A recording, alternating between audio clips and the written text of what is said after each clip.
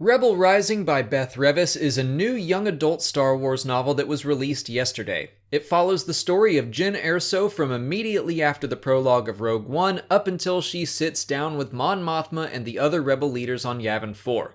Like I do with every book release, I'm here to tell you whether or not it's worth your time and money. Considering this is a book all about one character, I do think it depends on how much you liked Jyn in Rogue One. Personally, I was a little lukewarm on her in the film, and it wasn't just Jyn. I didn't feel like I connected with most of the main cast.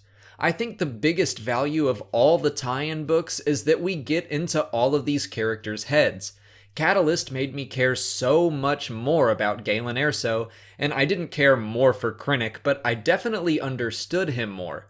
The Rogue One novel probably made Bodhi my favorite character in the main crew.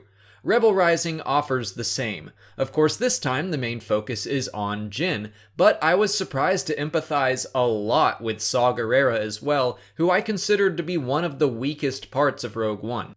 The point of this book is to tell us how Jyn changed from being a mostly normal 8-year-old girl into the jaded, untrusting badass we meet in the film 13 years later. And it gets the job done. We see how she learned to fight and shoot and become part of Saw's partisans, and then we get to see why she comes to have contempt for the whole rebellion. This book was a very effective bridge between Catalyst, the Rogue One prologue, and the main story of Rogue One. There are minor and major details taken from all of those related stories, and Revis did a great job making this story fit in very naturally with the rest of the surrounding stories. I think the most important connection is Jyn's reflections on Galen.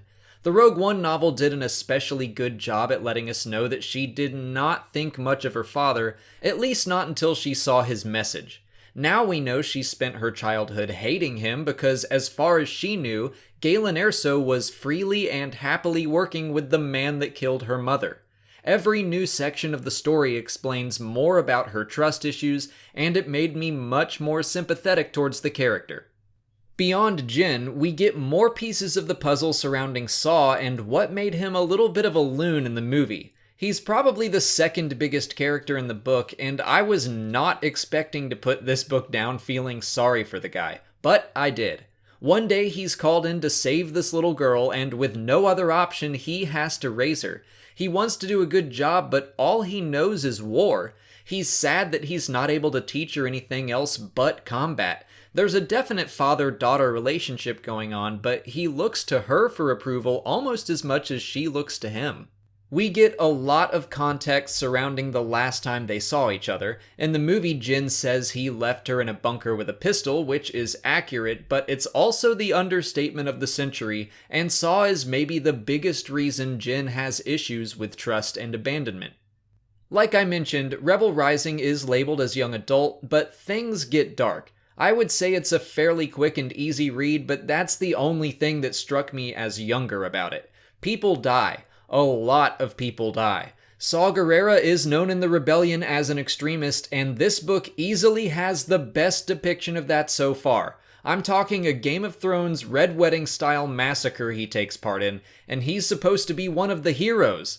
On top of the actual events that take place, the themes are also fairly adult. There's a lot said about war, when it's necessary, and the right way to go about it if it is. One of my favorite lines of the book comes from Saw, who rationalizes his actions by saying, "Fear controls the masses. The Empire controls fear. If we tapped into that, if we used the same tactics the Empire does, we would control the people and bring real peace." I loved that line because he's basically saying they need to be more like the Emperor to win. But if you're becoming the very thing you're fighting, what's the point? I'm just saying, if you're generally turned off by the young adult label, consider rethinking that. One final thing I want to mention before wrapping up is how big the Star Wars galaxy felt in this story. I've criticized some of the previous canon stories for being very self-contained and small in scope. This book did not have that problem. It covers 13 years, of course, but it also shows us lots of locations, new characters, and new species. Yet something smaller that I noticed is how the galaxy is viewed by average galactic citizens, especially in the Outer Rim. As the audience of these stories, we see things like Star Destroyers all the time. We're desensitized to them. But when characters see Star Destroyers here, they're understandably scared. They're huge, and they're a big deal to people that don't see them as often as we do. This was kinda touched upon in the Star Wars Rebels episode Iron Squadron as well. I just enjoy getting a better perspective on what life was like for everyday people in the galaxy.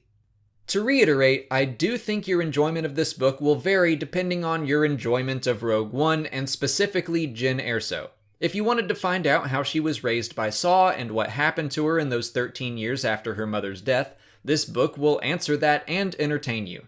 If you wished you cared about her more like I did, consider picking it up. I definitely feel more for the character now. I was happy for her when things were going well, and I was sad for her when she experienced loss. So, I was sad for her most of the book. If you're on the fence, well hey, maybe you'd like to get the audiobook for free. The Rebel Rising audiobook is out now, and you can get it for free by clicking on the link in the description or by going to www.audibletrial.com/Star Wars Explained. If you sign up for a trial, you'll get a credit for one free book, and you can use it on Rebel Rising, or a number of other Star Wars books, or get any book you want. The point is, you get a free book, and you'll be supporting the channel when you do. That's it for today. If you haven't already, please like this video, subscribe to the channel to see new Star Wars videos every single day, follow me on Twitter, Instagram, and Facebook, and consider checking out my Patreon page. As always, thanks for watching, and may the Force be with you.